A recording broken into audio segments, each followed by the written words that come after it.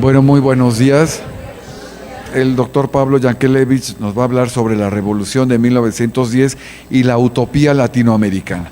El doctor ya ha estado con nosotros, es una persona muy reconocida en el medio, que pertenece a la Escuela Nacional de Antropología e Historia y se ha dedicado a estudios de la historia de la Revolución Mexicana.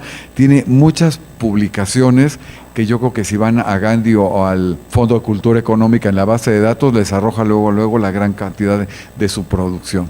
Pablo, te queremos agradecer muchísimo tu presencia porque son profesores muy ocupados y que nos hacen un espacio en su agenda para venirnos a hablar de sus temas de los cuales son especialistas. Pues les agradecemos mucho su asistencia y bienvenido, Pablo, muchas gracias. Le decía de que el tema que me convocó aquí es el de la Revolución Mexicana y América Latina, y yo le había puesto por título a la charla o a la conferencia México y la utopía latinoamericana. Hace muchos años, como todas las historias,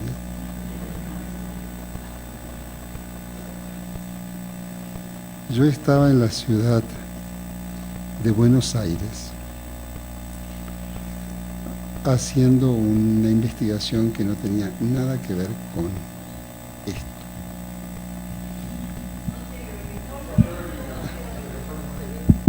Estaba en Buenos Aires haciendo una investigación que no tenía nada que ver con lo que yo les voy a contar ahora. Pero el origen de lo que les voy a contar ahora está en esta anécdota.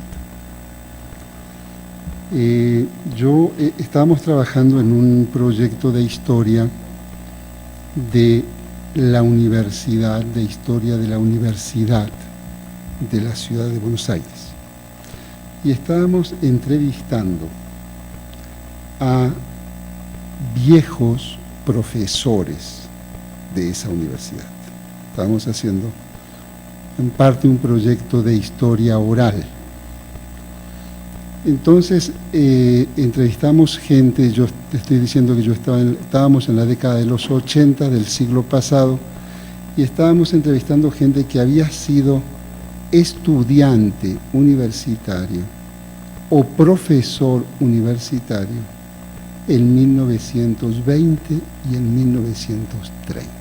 Es decir, era gente que ya no está con nosotros, personas que tenían más de 80 años, y que grabamos a esta gente en unas entrevistas. Y en estas entrevistas, con sobre todo las personas de mayor edad, aparecían en sus recuerdos la presencia de México. Ellos eran estudiantes universitarios y me referían en estas entrevistas, la entrevista no era sobre esto, pero me referían a Vicente Lombardo Toledano y a José Vasconcelos y a Daniel Cosío Villegas.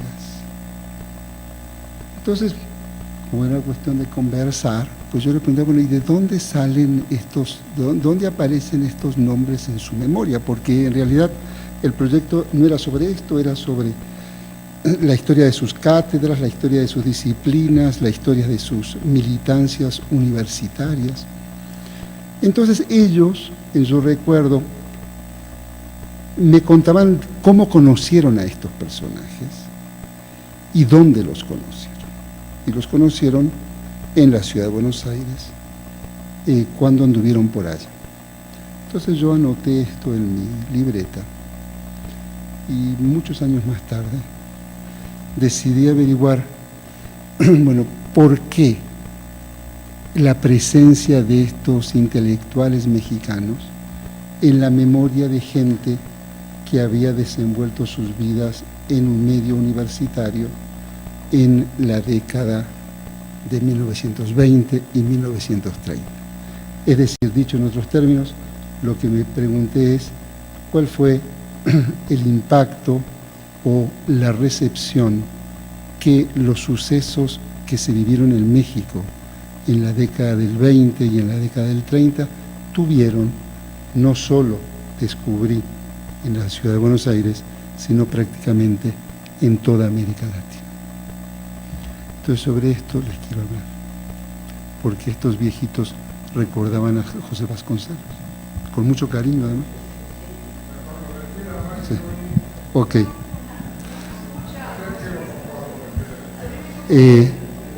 Ahora me escuchan mejor. Bien, dar cuenta o investigar o tratar de responder a esta pregunta obliga a tener en cuenta una serie de cuestiones. La primera, a mi juicio, es la siguiente. La Revolución Mexicana estalla en un momento muy particular de la historia de América Latina y de la historia mundial. Para empezar, estalla en los albores de la Primera Guerra Mundial y se desenvuelve la guerra revolucionaria durante la Primera Guerra Mundial. Ahora explicaré las consecuencias de esto. Lo segundo es de que esta revolución tuvo lugar exactamente en la frontera de lo que comenzó a ser un imperio, los Estados Unidos. De suerte que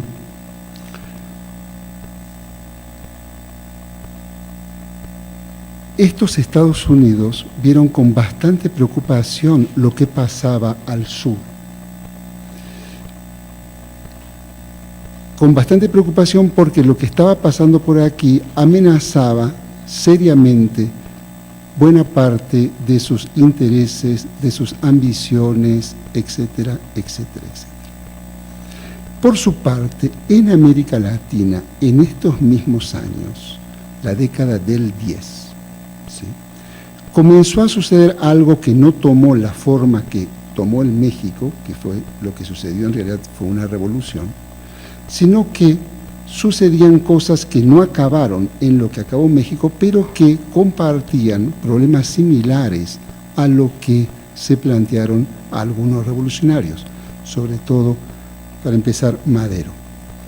Es decir, el conjunto del espacio latinoamericano vivía regímenes políticos muy parecidos a lo que en México se vivía bajo Porfirio Díaz. Es decir, regímenes políticos muy autoritarios, muy represivos, muy excluyentes, muy en manos de una camarilla de elegidos que cerraban las puertas a nuevos sectores sociales que estaban interesados en participar en la vida política nacional. Ese fue básicamente el principal reclamo de Madero.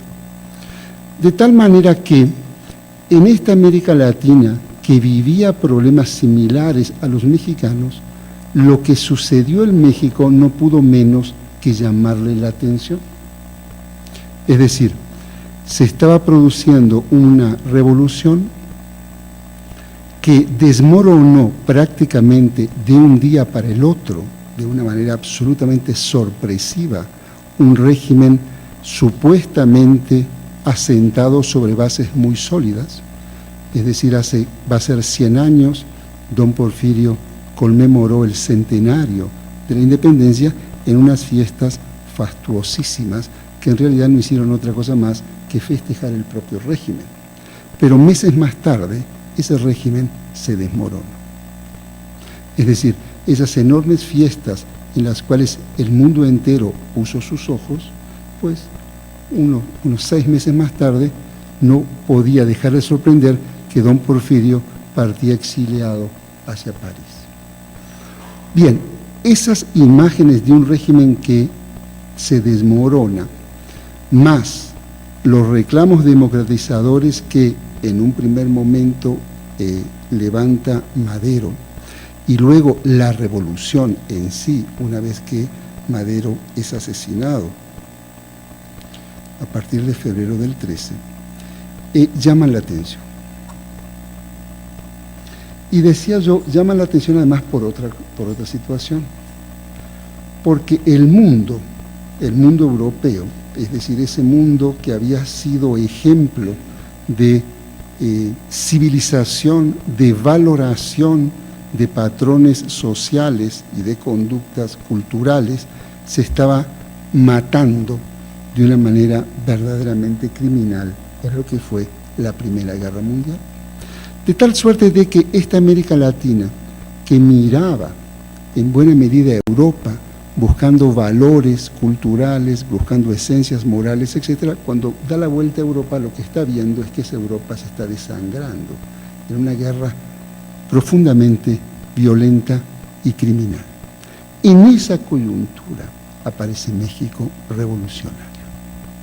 Aparece un México revolucionario levantando posturas nuevas, absolutamente originales, y proponiendo cuestiones, como veremos en un ratito, en el territorio de la cultura, la educación, las artes, los libros, etcétera, que no podían no ser tomadas en cuenta por América Latina. De tal manera que cuando uno se pregunta, ¿esta revolución tuvo impacto o no en América Latina? La primera respuesta tiene, o por lo menos en mi caso, me condujo a lo siguiente: sí, y lo tuvo por la conjunción de dos movimientos. El primero, lo que acabo de decir, una revolución que se hace contra un régimen represivo, autoritario, que se hace en la frontera con Estados Unidos, desafiando el poderío norteamericano, y ese movimiento va a coincidir con otro que va a estallar en el conjunto de América Latina a finales de esa década, a partir de 1918, que va a tomar el nombre genérico de la Reforma Universitaria.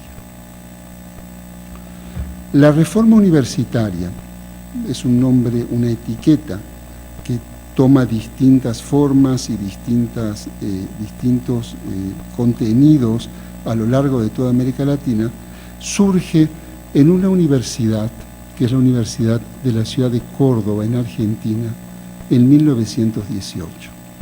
Un grupo de estudiantes universitarios se sublevan contra una universidad cerrada, profundamente clerical, profundamente conservadora, y lo único que piden es abrir las puertas de esa universidad a nuevas corrientes de pensamiento.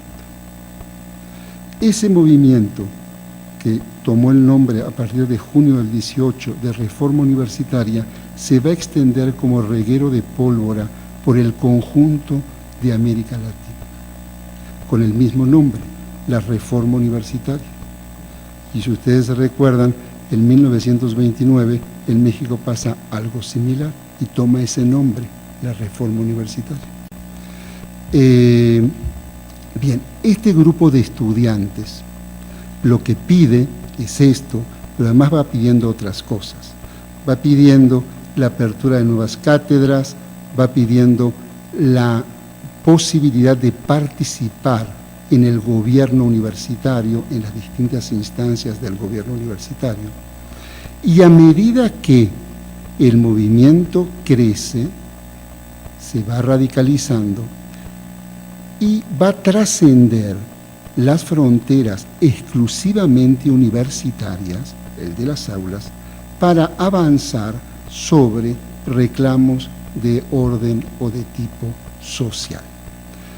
Esto es apertura de los sistemas políticos, ¿sí? Reconocimiento de las diversidades culturales, el problema indígena, el problema del analfabetismo, etcétera, etcétera, etcétera. A lo que voy es de que ese movimiento de reforma universitaria fue una especie de semillero de una dirigencia política universitaria en su origen, que luego se convertirá en una dirigencia política nacional, pensando en cada uno de los países de América Latina. Es decir, de ahí salieron los más importantes líderes políticos de los años 30, 40 y 50 en el conjunto de América Latina. Líderes políticos que a lo largo de sus propias experiencias fueron recorriendo distintos colores y tonalidades políticas. Los hubo profundamente nacionalistas, hubo una vertiente marxista, hubo una vertiente socialista, etc. Para que ustedes se den una idea de lo que yo les estoy hablando, Fidel Castro reconoce sus orígenes en una militancia universitaria. El origen político, la primera experiencia política de Fidel Castro en los años 50 era un líder universitario. Por eso llega a México como exilado, como líder universitario. Pero así muchos otros. Lo que pasa es que Fidel sigue viviendo, o por lo menos eso creemos todos, pero sigue vivo. Muchos otros ya han desaparecido, pero toda esa generación política reconoce orígenes en prácticas políticas universitarias. Bien. De tal suerte que esa generación, entre todos los reclamos que comienzan a enarbolar, hay uno que va a tener enorme trascendencia, que es reconocer ese reclamo universitario como parte de una identidad latinoamericana. Los estudiantes que se sublevan en Córdoba en junio del 18 escriben un documento que es bastante conocido, muy famoso, que se llama el Manifiesto Liminar, que es el manifiesto a través del cual hacen sus reclamos y hacen su diagnóstico de la situación universitaria, y dicen que en América Latina ha sonado la hora americana y comienzan a echar a andar algo de lo cual todavía hoy se sigue hablando y probablemente se seguirá hablando durante mucho tiempo en América Latina, que es la identidad latinoamericana, la necesidad de unidad latinoamericana, etc. La reforma universitaria de Argentina pasa a Chile, de Chile pasa a Uruguay, de Uruguay pasa a Perú, de Perú pasa a Venezuela, a Colombia, llega a Cuba y a finales de los 20 pasa a México con características distintas, de las cuales, si ustedes quieren, luego podemos hablar. El caso peruano es particularmente importante, porque el caso peruano es el único caso que gesta un partido político y un liderazgo político de carácter nacional y en principio intentó ser continental. Producto del movimiento de estudiantes universitarios peruanos se gesta un partido que es el partido que hoy gobierna Perú, que es la Alianza Popular Revolucionaria Americana, el APRA o la APRA, y un liderazgo enorme a través de un personaje que se llamó Víctor Raúl Haya de la Torre, que fue el líder de los universitarios peruanos y luego fue un enorme líder político en Perú hasta su muerte. Y este partido que reconoce, repito, su origen en las jornadas de lucha universitaria. Este partido, luego veremos, fue fundado en México.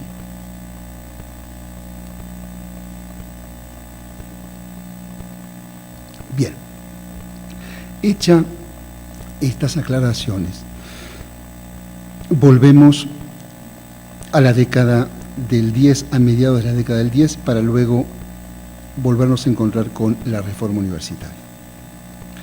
Cuando los constitucionalistas se reconocen como tales, a partir de marzo de 1913, tienen un problema importante.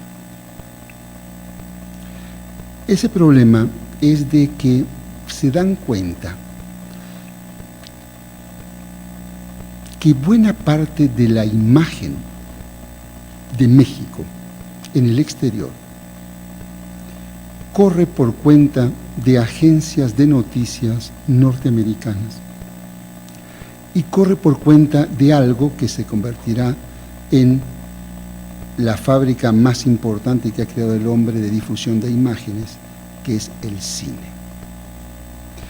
Entonces, entre todos los enemigos que el carrancismo tuvo que combatir, decide muy modestamente empezar o tratar de combatir imágenes negativas que el cable norteamericano y el cine norteamericano está difundiendo en América Latina. Son imágenes que muestran a un México barbarizado, que se desbarranca en una guerra sangrienta y que solo una intervención extranjera puede volver a poner en orden. Son imágenes denigrantes de México, que se transmiten una y otra vez y se reproducen desde la ciudad de Guatemala hasta la ciudad de Tokio. Muy modestamente los carrancistas dicen, bueno, vamos a tratar de empezar a corregir esto.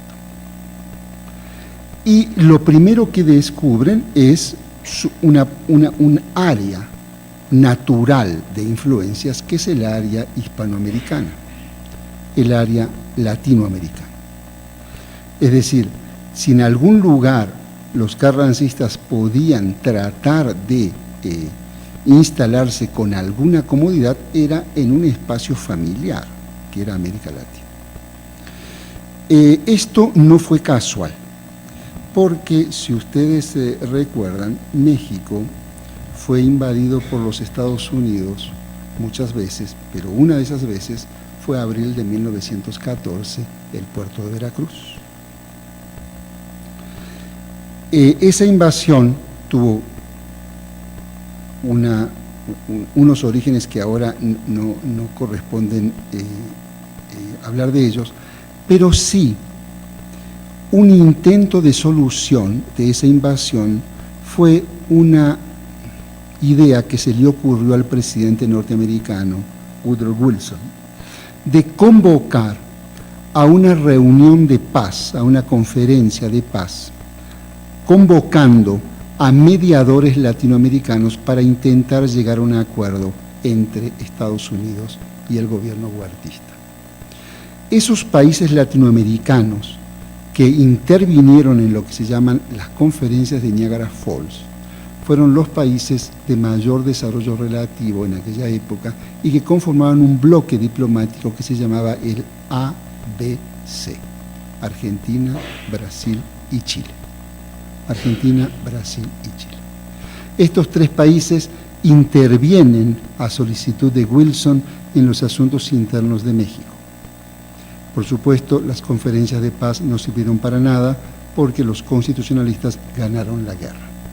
Pero entonces, lo que Carranza hace apenas logra tomar la Ciudad de México fue diseñar en el terreno de la política internacional para América Latina una estrategia para el ABC, una estrategia diplomática para atender Argentina, Brasil y Chile, porque comprendió de que así como Estados Unidos había convocado a estos países por considerar Estados Unidos que eran los de mayor desarrollo en la América Latina de entonces, esos países eran, por las mismas razones, meritorios de atención por parte de los constitucionalistas.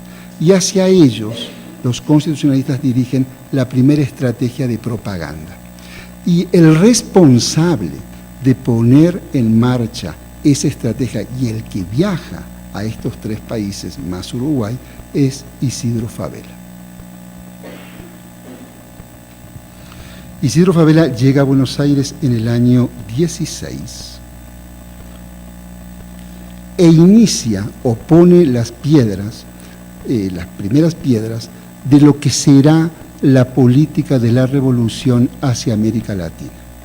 De lo que se trata es, en primer lugar, es de tratar de enderezar, de corregir las imágenes distorsionadas que el cable norteamericano está transmitiendo. Se trata de despertar simpatías por la revolución y se trata de vincularse a medios en donde pudiera gestarse relaciones o sentimientos de simpatía con México. Estos medios son básicamente los medios intelectuales. Son los medios intelectuales en donde ya se está cocinando o gestando esta idea que luego estallará en 1918 de reforma universitaria. La reforma universitaria no solo fue un movimiento de estudiantes, básicamente fue de estudiantes, pero contó con el liderazgo de algunas figuras que eran profesores universitarios o directores de facultades o rectores de universidades. Entonces, con ese tipo de personajes,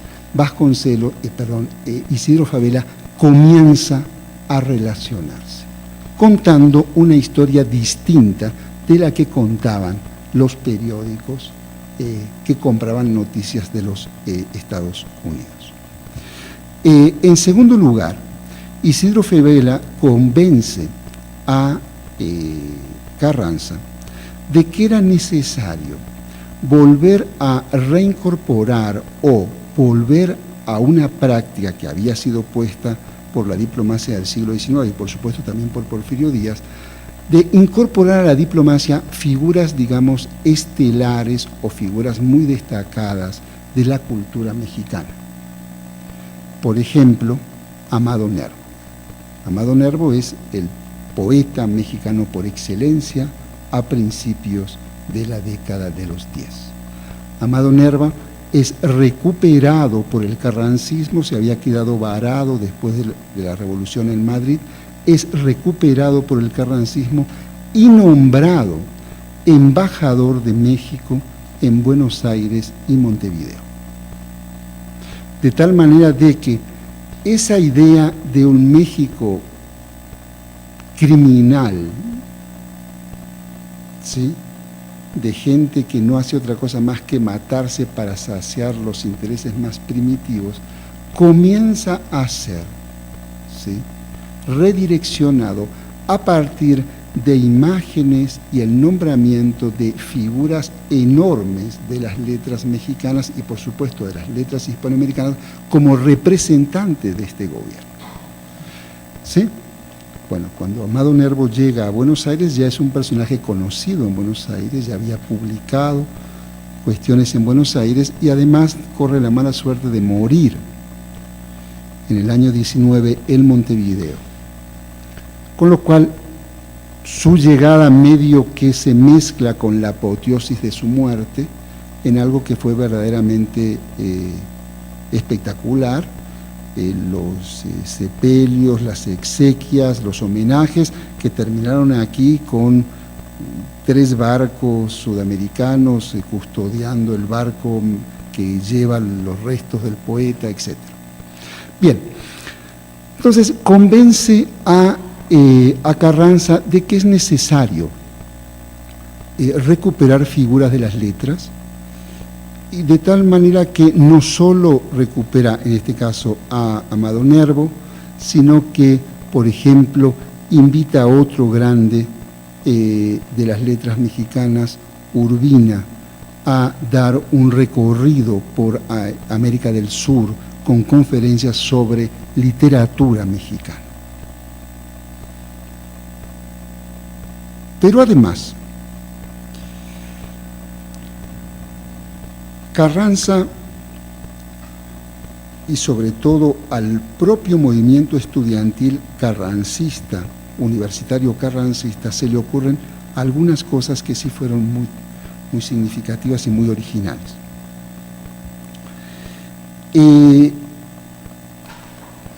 Ustedes saben de que el movimiento universitario mexicano fue un movimiento particularmente hostil a Madero. Sin embargo, a partir del año 14, 15, 16 y sobre todo 17, este movimiento, bueno, se recompone, vive en la experiencia de la militarización de la Escuela Nacional Preparatoria y hacia el año 16-17 es un movimiento francamente solidario y cercano al carrancismo. Este movimiento empieza, por razones generacionales, a compartir preocupaciones con sus propios congéneres que están en el resto de América Latina.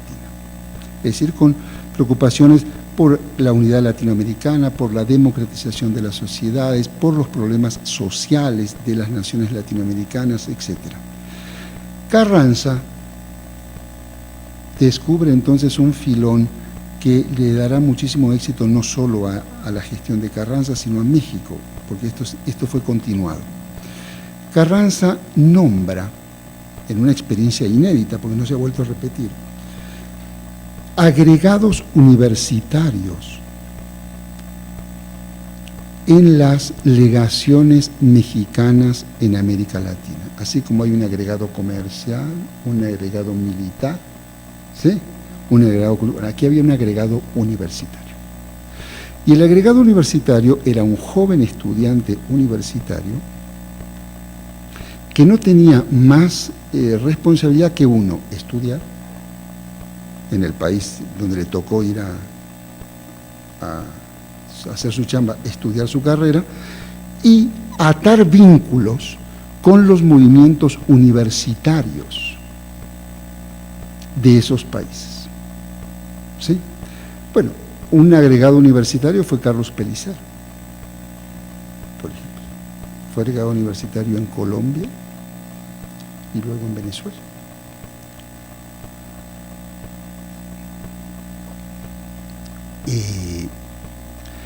Bien, esta práctica de la agregadoría universitaria se cancela en el año 1920 cuando matan a Carranza, pero sin embargo, los vínculos que esta gente comenzó a tejer se mantuvieron, y veremos en un segundo a través de qué vías.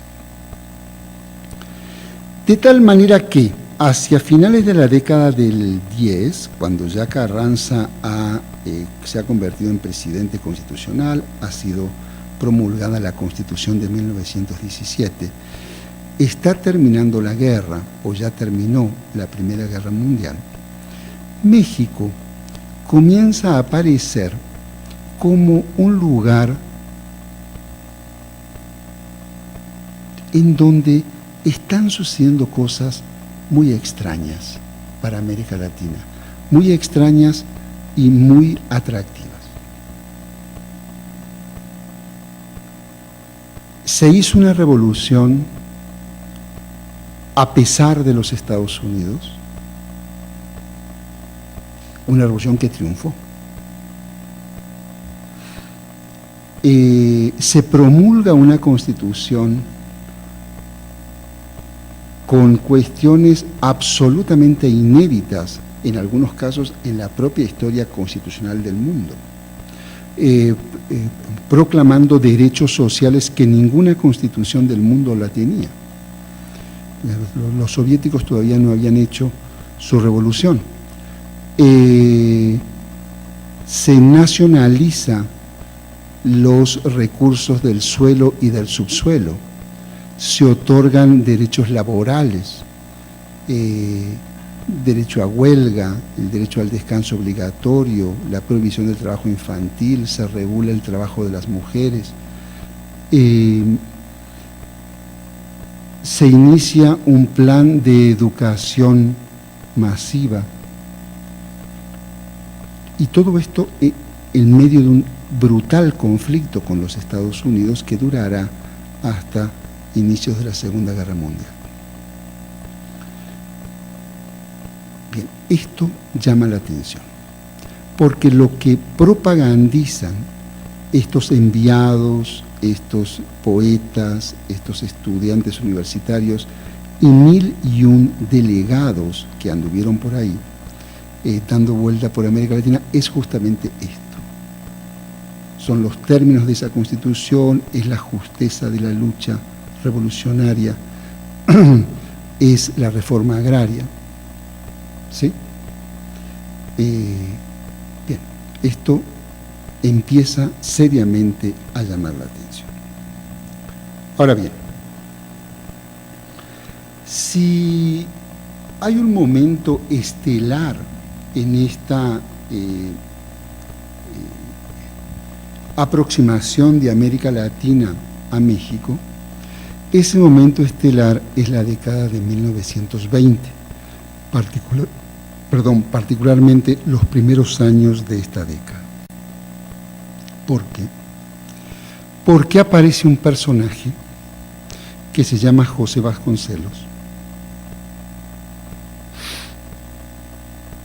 que va a liderar un proyecto cultural y educativo que no tiene antecedentes en América Latina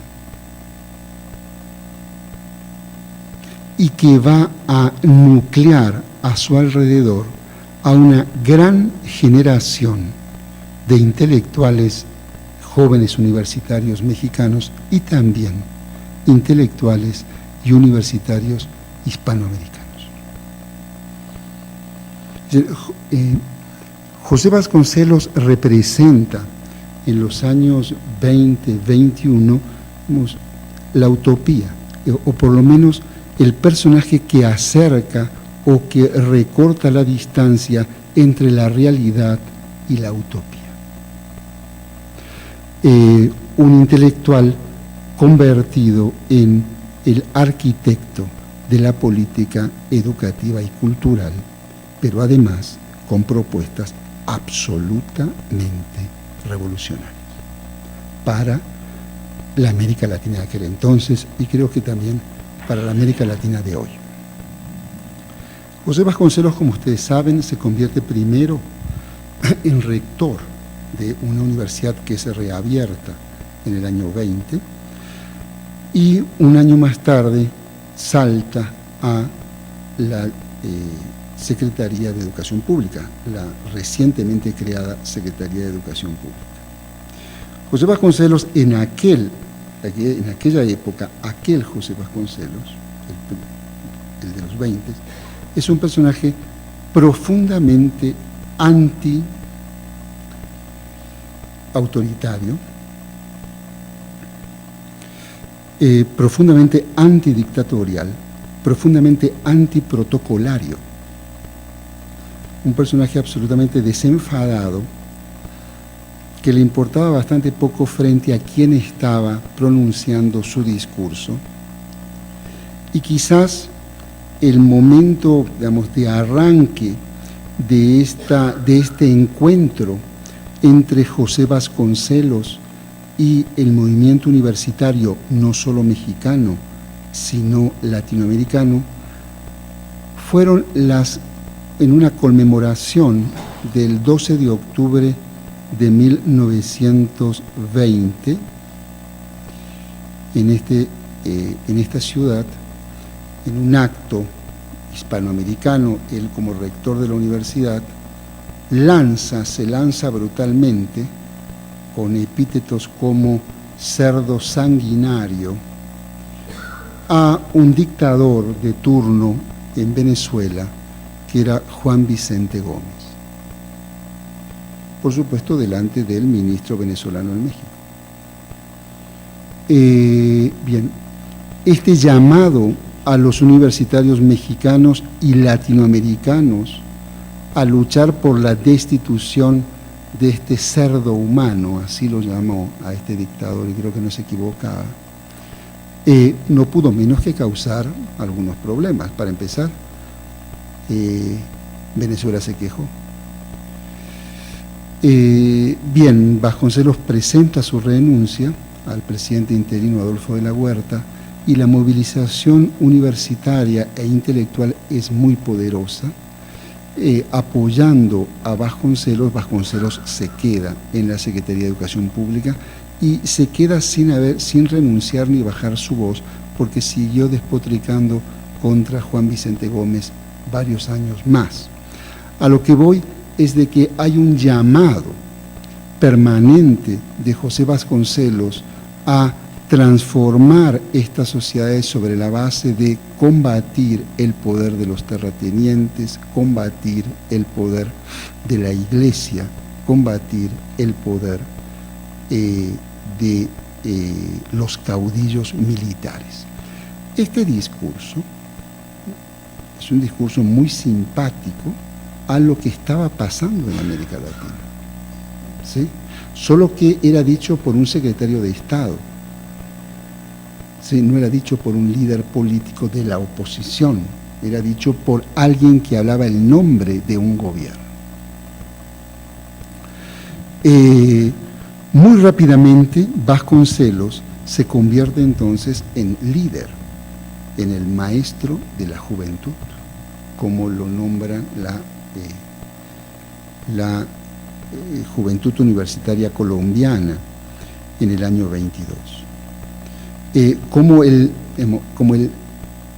Efectivamente el guía de una generación de intelectuales latinoamericanos. Y había razones para ello, porque además la propia obra de Vasconcelos apuntaba no solo a México, en una obra formidable que creo que no ha sido superada, sino también apuntaba a América Latina.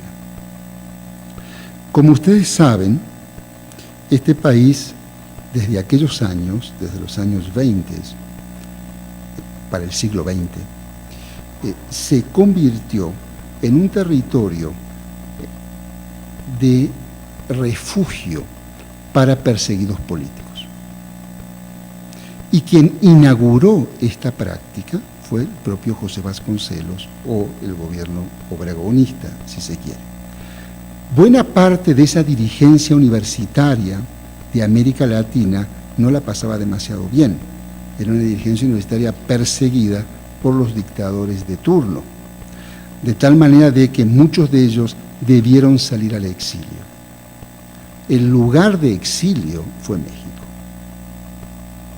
de una manera absolutamente generosa. Víctor Raúl Haya de la Torre era un joven estudiante universitario cuando fue expulsado en el año 21 por el dictador Leguía, el dictador peruano. Tiene un pequeño recorrido latinoamericano, termina en Panamá, y en Panamá José Vasconcelos lo llama para que se convierta en su secretario particular. Este líder universitario se convierte en secretario particular de José Vasconcelos en el año 21, 22, tenía 22 años, pero tampoco la generación universitaria es demasiado grande. Es una de las enormes cosas que llama la atención en América Latina es la juventud de las autoridades mexicanas. Nosotros estamos ya más acostumbrados, pero en América Latina que un presidente como Obregón tuviera 40 años era un muchacho. ¿Sí? Cuando la edad era la de Don Porfirio. ¿Sí? Es decir, ustedes piensan que la revolución fue muchas cosas en México, pero entre todas las cosas que fue una auténtica revolución generacional. ¿Sí? Porque cambia una generación septuagenaria por gente muy, muy joven, muy joven. Bien, entonces este muchacho, Haya de la Torre, con 20 y tantos años, muy joven, se convierte en secretario particular de Vasconcelos. Pero Vasconcelos también comienza a echar a andar proyectos que tienen que ver con América Latina. Ustedes recuerdan seguramente, porque se siguen editando afortunadamente los libros verdes de Vasconcelos, los clásicos de Vasconcelos.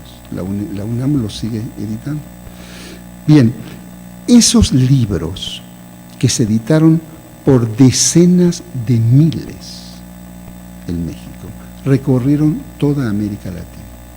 En decenas de miles fueron enviados a América Latina y todavía en las redes de bibliotecas populares, que así se llaman, o bibliotecas barriales de la ciudad de Montevideo o de la ciudad de Buenos Aires, se pueden encontrar esos libros.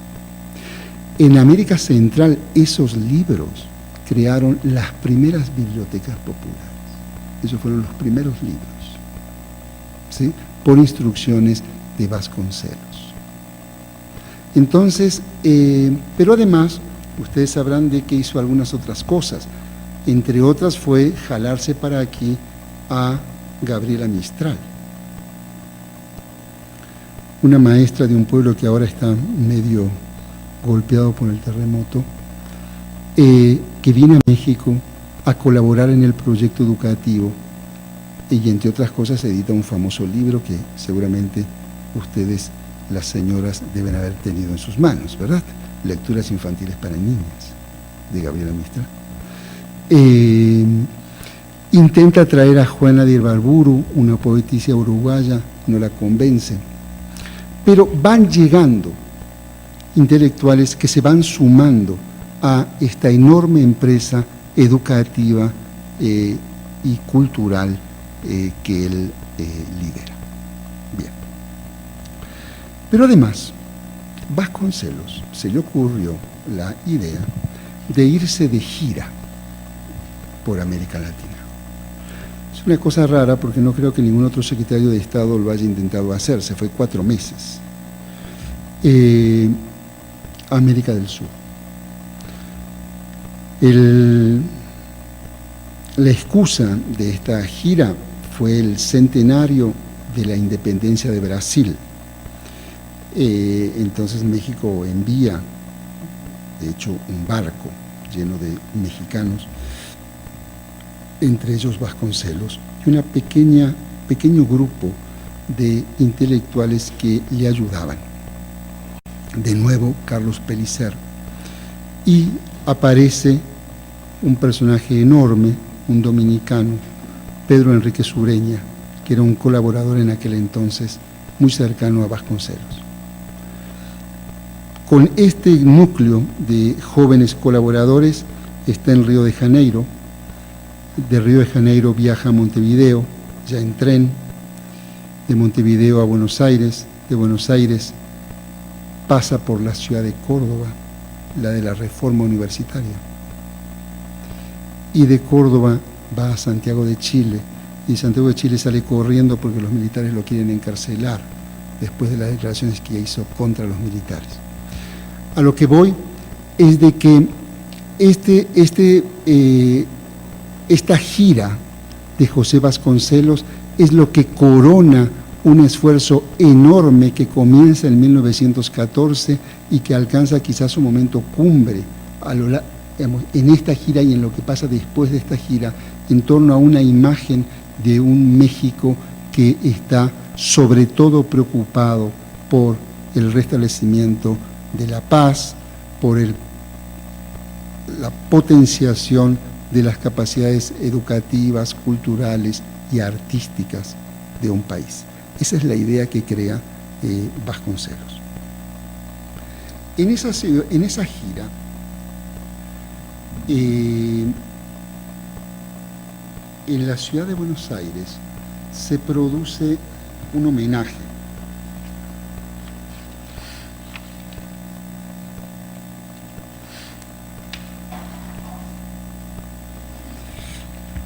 se le hace un homenaje a Vasconcelos, donde participan lo más granado de la intelectualidad argentina de aquellos años, con personajes muy destacados del mundo de la cultura y del mundo de la ciencia. Quizás sea mucho más gráfico que yo les lea un pequeño párrafo de un discurso en donde un intelectual enorme argentino que se llamó José Ingenieros le da la bienvenida a Vasconcelos.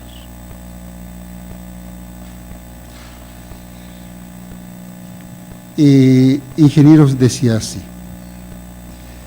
no pretendemos ocultar, es el año 21, no pretendemos ocultar, perdón, el año 22, no pretendemos ocultar que es grande en nuestras latitudes la ignorancia en cuanto concierne a la gran renovación política, ideológica y social, felizmente iniciada en México en los últimos años.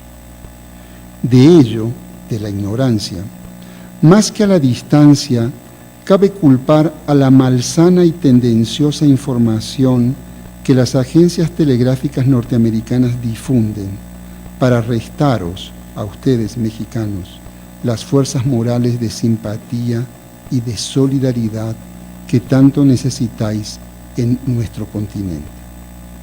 Los escritores aquí reunidos saludamos a todos los hombres de esa generación de mexicanos que ha emprendido la obra magna de regenerar las costumbres políticas, que ha emprendido la reforma educacional, que ha emprendido la reforma social. Estas hermosas iniciativas hacen que hoy México merezca, además de nuestra simpatía, nuestro estudio. Convertido en vasto laboratorio social, los países de América Latina podremos aprovechar muchas de sus enseñanzas para nuestro propio desenvolvimiento futuro. Es decir, es muy claro lo que Ingenieros está diciendo, pero sobre todo está diciendo de que esto que México estaba probando en 1922, la reforma agraria, las reformas educativas, etcétera, se habían convertido para esta intelectualidad latinoamericana en una especie de laboratorio. En un laboratorio en donde los mexicanos estaban experimentando con cosas absolutamente nuevas, no había antecedentes de lo que los mexicanos estaban haciendo y que aquello pintaba como bastante atractivo de ser, por lo menos, tenido en cuenta. Para ir concluyendo, si don Porfirio tuvo su centenario, Obregón también tenía que tener el suyo. Entonces, en 1921, pues había que festejar el centenario de Iturbide, pero el centenario al fin. Entonces, el gobierno mexicano organiza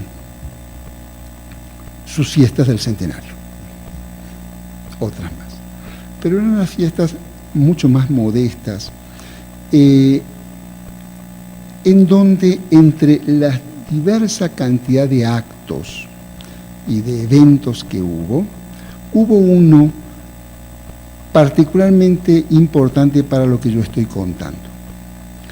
En México se realizó, con motivos de esas fiestas o en el marco de esas fiestas, el primer Congreso Internacional de Estudiantes Universitarios, presidido por José Vasconcelos, en donde se reunieron cerca de un centenar de delegados de universidades fundamentalmente de América Latina, Europa y Estados Unidos, y en donde, por supuesto, la delegación latinoamericana fue la más grande. Entre esas delegaciones de universitarios latinoamericanos llegaron a México por primera vez los líderes de la reforma universitaria. De la reforma universitaria de Argentina, de Perú, de Cuba, etc. De tal suerte de que en aquel congreso, y sobre todo en lo que sucedió en los pasillos de ese congreso y en lo que pasó en los días posteriores al congreso, esta dirigencia universitaria pudo palpar, pudo conversar, pudo ver, si es que existe la figura, la utopía. Es decir, pudo verificar que aquello que transmitían conferencistas y delegados y diplomáticos en sus propios países tenía algo de verdad, de que esto estaba sucediendo efectivamente en México. Y aquellos días fueron particularmente importantes para algunos de ellos, no solo por la experiencia de lo que acabo de decir, sino por otras experiencias en donde se tejieron relaciones profesionales y en algunos casos de amistad muy duraderas, cuyos productos todavía hoy, afortunadamente, nosotros podemos seguir disfrutando. Entre otros, por ejemplo, en aquel congreso se conocieron por primera vez un joven universitario